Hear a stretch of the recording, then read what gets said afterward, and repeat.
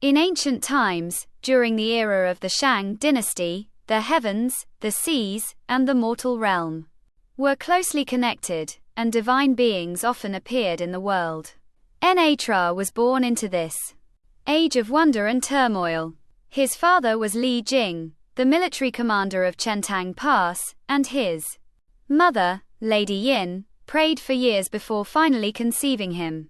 After 3 years and 6 months of pregnancy, she gave birth not to a human infant but to a ball of flesh. Li Jing, horrified, drew his sword to cut it open, and from it emerged a boy radiant with celestial light. This child was Nezha, destined for a path of greatness and conflict. From the moment of his birth, storms stirred across the land, and gods in the heavens turned their gaze toward him. Nezha grew up quickly, possessing extraordinary powers. His teacher was the immortal Taoism, who resided on the Kunlun Mountains. The master recognized the divine essence within Nezha and accepted him as a disciple. He gifted Nezha with powerful treasures, the cosmic universe ring, that could expand and crush mountains, and the red armillary sash, that could bind even dragons. In time, Nezha became skilled in martial arts, sorcery, and divine flight. Unlike other children, he was mischievous, fearless, and sometimes reckless, yet his heart remained pure and loyal to those he loved. One day, while bathing in the Eastern Sea, Nezha stirred up the waters and played carelessly. His actions angered Ao Bing, the third son of the Dragon King of the Eastern Sea. A fierce battle erupted. Nezha wielded his ring and sash with astonishing might. Defeating Ao Bing, he slew the Dragon Prince on the shores. The sea boiled with rage and grief. The Dragon King, furious, marched to Chentang Pass, demanding retribution. He threatened to flood the land and drown thousands of innocents unless Nezha was surrendered. Li Jing stood helpless between the wrath of the sea and the fate of his family.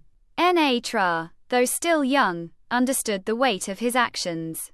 He did not wish to see his parents, his people, or his homeland destroyed. In an act of tragic courage, he took his own life, slicing his body apart and returning his flesh to his mother and his bones to his father. His spirit, however, did not fade. Instead, it flew to his teacher, Taoism, who crafted for him a new body from lotus roots. Lotus petals became his flesh, lotus leaves his bones, lotus blossoms his heart. Thus, Nezha was reborn in purity and divine power, rising from sacrifice into a form beyond mortal bounds. With his new body, Nezha returned more radiant and formidable than ever. His parents, torn between sorrow and awe, witnessed his resurrection. He vowed to protect them and to atone for the bloodshed he had caused. The Dragon King of the Eastern Sea trembled at the sight of his rebirth, and the conflict between heaven, sea, and earth deepened. In the celestial courts, Nezha was both feared and admired. Some deities saw him as a rebellious child, others as a champion of justice. Later, Nezha encountered Shiji Nyangnyang, a powerful immortal whose disciple had once been slain in conflict with him. Her hatred burned, and she sought vengeance. Nezha faced her with unwavering courage. Even when beset by heavenly forces, he refused to yield.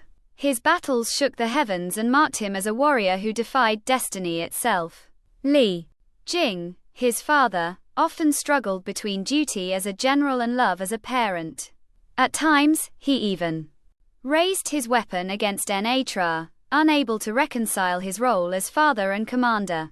Yet Nezha's devotion to his family never wavered. He fought not for glory, but to protect those he loved and the people of the realm. Through countless trials, Nezha came to embody the spirit of resistance against tyranny and injustice.